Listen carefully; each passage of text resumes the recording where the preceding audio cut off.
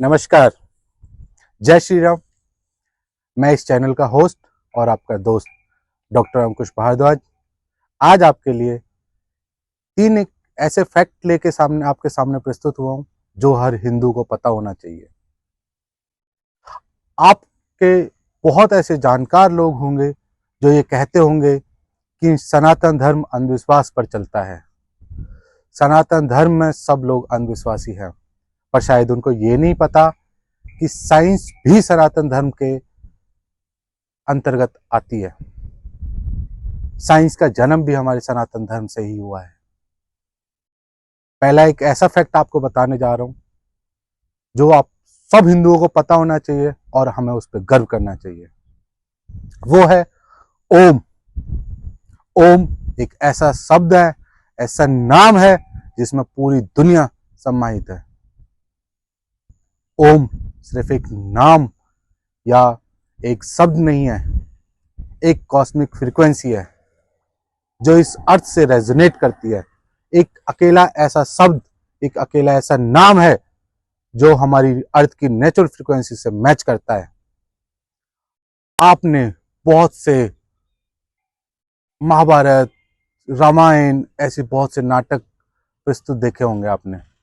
उनमें हमारे ऋषि मुनि ओम का नाम जाप करते थे, पहाड़ों पर जाते थे, तपस्या करते थे ओम के नाम की। वो ऐसे ही नहीं करते थे, उसके पीछे एक साइंटिफिक रीजन है।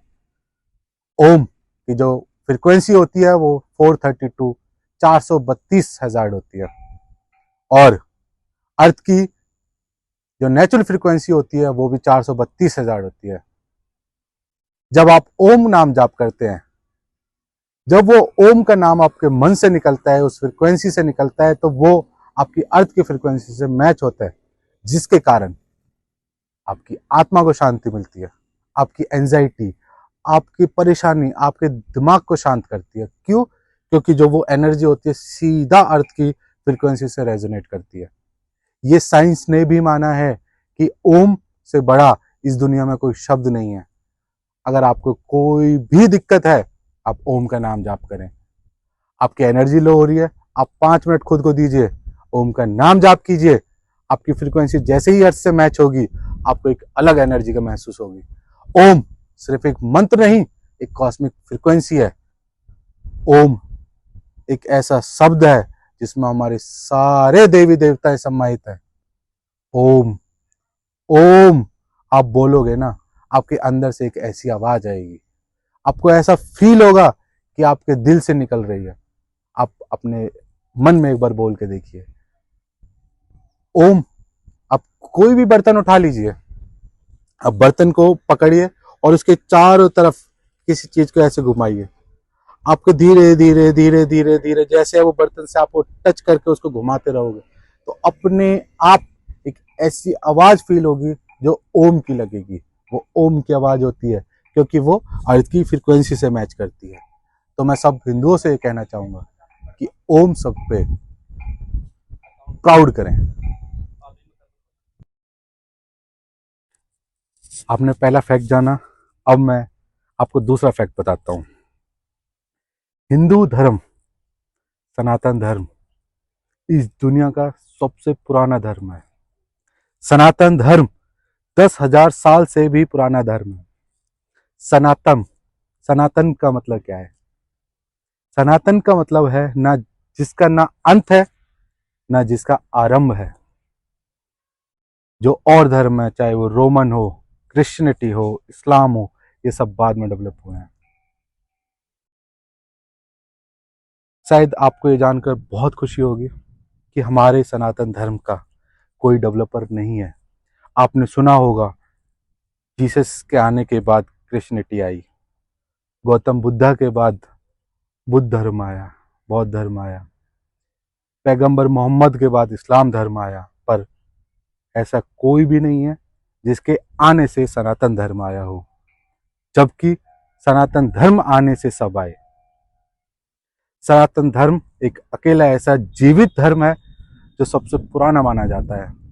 कहा जाता है कि सारे वेद पुराण जितने भी हमारे स्क्रिप्चर हैं सबसे पुराने हैं, सबसे बड़े हैं, महाभारत को सबसे बड़ा महाकाव्य कहा गया है।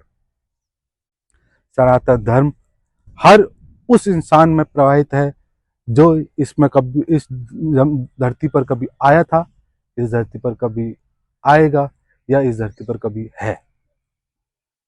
सनातन धर्म एक अकेला ऐसा धर्म है जो हमें सिखाता है कि हमें प्यार से कैसे रहना है। सनातन धर्म आजकल आप देखते होंगे, लोग कहते हैं आपस में लोग लड़ रहे हैं, आपस में लोग गुथ रहे हैं, मर रहे हैं, बट सनातन धर्म सारे और धर्मों को अपने साथ लेके चलने की काबिलियत रखता है।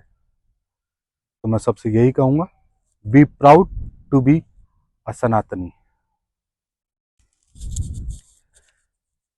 तीसरा फैक्ट जो हमारे साइंस से रेजोनेट करता है, आपने देखा होगा कि हमारे मंदिरों के गर्भगृह हमेशा गोलाकार में बनाए जाते हैं। हमारे पुराने मंदिर सारे गोलाकार आकार में मिलेंगे। उसके पीछे एक साइंटिफिक रीजन है, electromagnetic field, positive electromagnetic field. कहा जाता है कि हमारी जो बॉडी का सर्कुलेशन होता है, ब्लड सर्कुलेशन जो होता है, वो पॉजिटिव इलेक्ट्रोमैग्नेटिक फील्ड से चलता है। तो जब भी हम परिक्रमा स्टार्ट करते हैं तो हमेशा कहा जाता है कि राइट साइड से परिक्रमा स्टार्ट करें और लेफ्ट साइड में आके उसको खत्म करें, वो गोलाकार में उसको खत्म करें।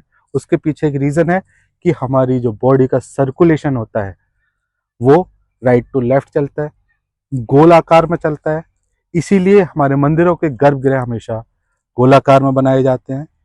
आप कभी भी जब भी गर्भगृह में जाओगे तो आपको एक ऐसी एनर्जी फील होगी, आपको एक ऐसी पॉजिटिव एनर्जी फील होगी। उसके पीछे एक scientific reason positive electromagnetic field का होता है। तो ऐसे ही नहीं है, सनातन धर्म में कुछ भी ऐसे ही नहीं है। गोल मंदिर क्यों बनाए जाते हैं? पॉजिटिव इलेक्ट्रोमैग्नेटिक फील्ड की वजह से बनाए जाते हैं। और जो परिक्रमा होती है वो आप राइट टू लेफ्ट क्यों करते हैं? क्योंकि वो हमारे पॉजिटिव इलेक्ट्रोमैग्नेटिक फील्ड को मेंटेन करता है। तो proud to be a Sanatani, proud to be a Hindu. और मैं अंत में सबसे एक बात कहना चाहूँगा, please like, share and subscribe. ऐसे ही मैं आपको फैक्ट्स बताता रहूँगा, आपके सामने आता रहूँगा। जय हिंद, जय भारत, जय हिंद।